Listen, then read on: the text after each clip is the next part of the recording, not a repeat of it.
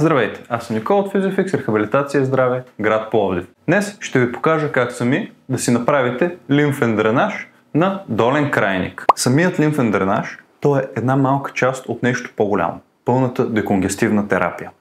При тази терапия се изисква крайникът да бъде бандажиран, за да може голямото количество течност да бъде притиснато и изпомпвано обратно в тялото. Самия масаж е като комплимент, за да допълни това изпомпване, но сам по себе си не може да бъде използван за цялостно и пълно лечение. Ако имате някакви въпроси или притеснения, моля, консултирайте се с специалист. Важно, което трябва да знаем преди да започнем дренажа. Най-често, когато имаме лимфедем на долен крайник, то е и на двата крайника. Тоест, при мъжете, операции на простатата или при жените гинекологични операции, там най-често се махат лимфни възли от двете страни. Което означава, че както единият крак ми е в дефицит, така и в другия. Това, че единият крак има отток, не означава, че и другият не е в риск. Така че, извършвайки този дренаж, препоръчително е всички стъпки да се повторят и на другият крайник. Започвайки дренажа, трябва да започнем от подключичната вена. Тя се намира под ключицата и в нея се вливат всички лимфни съдове, за да може да се върнат обратно в кръвообращението. За да я обработим, използваме двете ръце. Трябва да я подложим тук в ямката, която се образува между ключицата и лопатката. Отстрани на врата, хоп, хоп и извършваме кръгови движения, сякаш набутваме течност надолу. Хоп, хоп, хоп. Ако ни е трудно, можем и с двете ръце, разделени, отново, сякаш сваляме, набутваме надолу течност. Хоп, хоп, хоп. Това нещо го правим 8 до 10 пъти, след което преминаваме нататък. Кръгчета на раменете. Извършваме кръгчета, хубави, големи кръгчета, хубави. Как пука ключицата, което е нормално. Нормално е да пукат, след което обръщаме в задна посока. Хоп, хоп, хоп. Няколко кръгчета напред, няколко назад. След което обработваме аксиларни лимфни възли. Тоест, поставяме се ръката под мишничката и с леки натискащи движения обработваме лимфните възли. Хоп. Не натискайте много. Самите лимфни възли трудно ще ги напипате. Още по-трудно ще ви е да ги усетите въобще. Така че там е зона с съдове, с нерви. Не желаем силно да натискаме. Желаем единствено да обработим чрез нашия натиск изключително леко меките тъкани и зоната. Хоп, хоп, хоп. Защо ги обработваме? Защото ако имаме някакъв проблем, имаме премахнати лимфни възли в долни квадранти, при мъжете операция на простата и така нататък, или при дами АГ операция, там имам липсващи лимфни възли в долните крайници и трябва тази течност да я прекарам нагоре.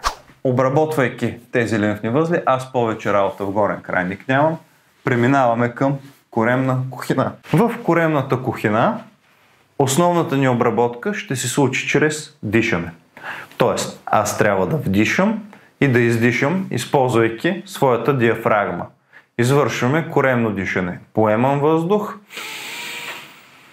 коремът се издува и издишам.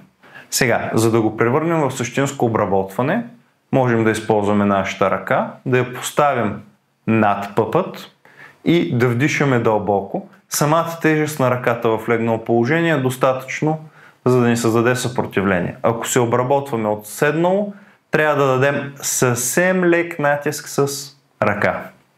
Така, 9 пъти в различни позиции. Първата е на пъпа, втората под ребрата, третата отдолу. Реално тук ми е хълбока, тук съм малко долу страни от корема. След което отново горе под ребрата, отново пъпа, от другата страна под ребрата, отново над хълбока, отново под ребрата и обратно на корема. Тези 9 позиции обработваме чрез дишане. Няма значение първо лява или първо дясна страна се започва. Трябва да се минат и двете. Вдишваме,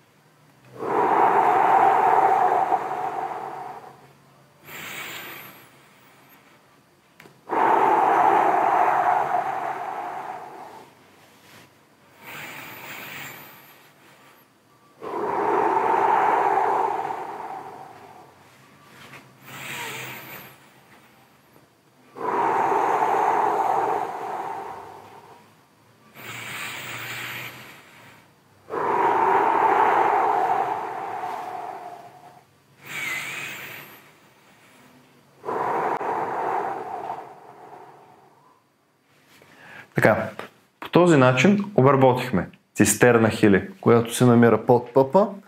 Обработихме и торакалния проход, който излиза от цистерната и се влива в лява подключична вена.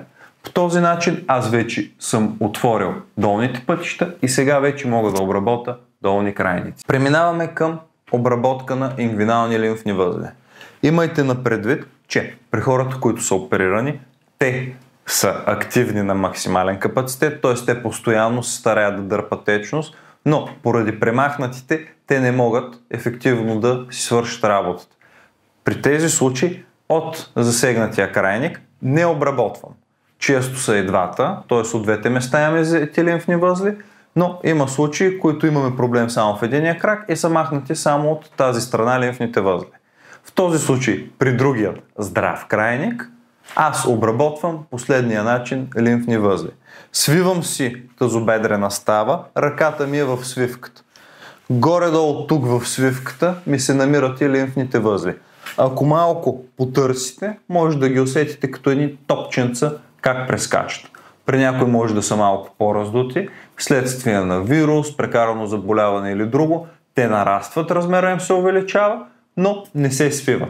Сега, тези лимфни възли не трябва да са болезнени, не трябва да са така неприятни и чувствителни. Да, може да имат някаква лека известна чувствителност, но не трябва да са болезнени. Обработката използвам предимно пръстите, натискам, намирам зоната, натискам и правя кръгови движения в едната посока и кръгови движения в другата посока. 5 до 10 на посока, за да мога да активирам лимфните възли в крайник. След което преминаваме към бедрото. Вътрешна част, горна, външна част. Вътрешната част с кръгови движения, сякаш издърпваме. Най-много трябва да издърпам към мен, право нагоре, към лимфните възли. Хоп, хоп, хоп, хоп, хоп, хоп. И запомнете, тръгваме от близко към далечно. Тоест трябва максимално близко да направя кръгчета, след което малко по-далеч, малко по-далеч, малко по-далеч загреваме и издърпваме материал нагоре. Така, след което преминаваме средна част на бедро, отново издърпвам, издърпвам, издърпвам, издърпвам. Хоп, хоп, хоп. Издърпвам, издърпвам, издърпвам, издърпвам. Връщаме нагоре, връщаме, връщаме, връщаме. Това може да ги направим тези страни 3 до 5 пъти, отгоре до долу. След което имам отстрани бедрото, отново по същия начин, с кръгови движения, придвижвам ръката нагоре, нагоре, нагоре. Сега, спрямо вашата гъвкавост и подвижност, някои от тези може да са трудни, важен е принципа. Позицията, в която сте застанали, не е чак толкова важна. Трябва да имам достъп до страни на кръка и трябва кръгчетата да издърпват към мен. Така, след което преминаваме към задно бедро. Поставям си двете ръце отзад и с кръгчета отново издърпвам. Не знам как се вижда, мисля, че се вижда. Издърпвам, издърпвам, издърпвам и отново посоката е надолу, надолу, надолу, реално обратно към тялото ми да идва течността. Хоп, хоп, хоп, хоп. Няма значение наляво ли върта, надясно ли върта. Важното е най-много натиск и издърпване да се осъществява обратно към тялото. След което преминаваме към вътрешната част на коляното. Тя е изключително важна. От тук минават основните лимфни съдове, които дренират подбедрицата. 6/7 от подбедрицата се дренират от тези лимфни възли и само 1/7 се дренира отзад от лимфния възел зад коленните. Така, сега, тук поставяме двете ръце и извършваме кръгчета, кръгчета, специфично в зоната отстрани на коляното. Хоп, хоп, хоп, хоп, хоп. Така, това го повтаряме няколко пъти, след което преминаваме на капачката. Поставяме двете ръце от страна на капачката и отново с издърпващи движения движим, движим, движим, движим. Хоп, издърпваме, издърпваме, издърпваме, издърпваме. Сега е ред зад коленни лимфни възли. Там поставяме ръцете по този начин и сякаш отново издърпваме, като лекичко даже може да свием коляното. Хоп, хоп, хоп, хоп, хоп, хоп. Издърпваме, издърпваме. След което преминаваме на подбедрица. Сега, уловката е следната. Тук по големия пищял, тибията, много рядко да има лимфедем. Може да се е раздул от двете страни, но тук самите ципи са сраснали и кожата е сраснала и не може да се отлепи. Тоест, тук е имал ток, тук е имал ток, но тук по линията на големия пищял няма отток. Няма ли отток? Ние пипаме, ние закачаме, обработваме зоните, които са отточни. Отново с полукръгчета издърпвам, издърпвам, издърпвам нагоре към мен. Хоп, хоп, хоп, хоп, хоп, хоп, хоп. От долната страна на прасеца отново с кръгчета издърпвам към мен, издърпвам, издърпвам. В долната страна извършвам кръгче с пръстите си, за да дренирам нагоре, нагоре. Абсолютно същото от външната страна. Ако ви е по-удобно, може да използвате цяла длан. Ако ви е много трудно, може дори само с връхчетата да издърпвате. Важното е да извършвам кръгче и посоката да мия нагоре. След което, като обработим 3 до 5 пъти зоната на прасеца, можем да преминем към самото ходило. Самото ходило имаме зоната на ахилеса. Тук отстрани много лесно се пълни с течност. Единственият ни хубав начин да го дренираме е като стиснем между връхчетата на пръстите и палеца. Закрепим тази зона и раздвижим глезена нагоре-надолу. Това осъществява натиск на оттока и движение, което създава една помпичка и раздвижване. Хоп, хоп.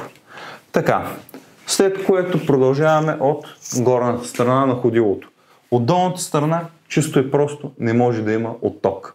Поради стъпването аз поставям натиск в зоната и ходейки постоянно изпомпвам оттока. Така, започваме от горната страна. Отново с полукръгчета мога да използвам пръсти, мога да използвам цяла длан, ако ми позволява площта. Издърпваме бавно с кръгчета нагоре, нагоре, нагоре, нагоре, хоп, хоп.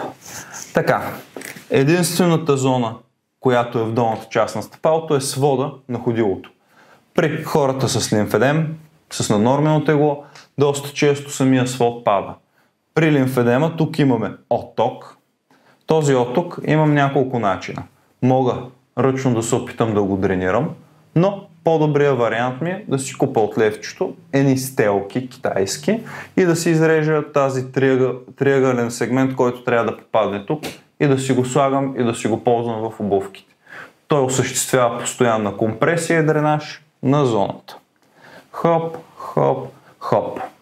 Така, след което отново, ако имаме лимфни възли от зоната, мога да ги стимулирам и повтаряме коремното дишане. Сега, имам вариант 1 да повторя началното и вариант 2 да използвам двете си ръце под формата на ромб. Какво означава под формата на ромбче? Мога да поставя едновременно двете си ръце в долната част на корема, по диагонал да вдишам, след което хоризонтално, след което трябва да ги натисна под ребрата и да извърша това вместо 9 зони. След което отново отстрани на двете ключици, подключична вена и сме готови.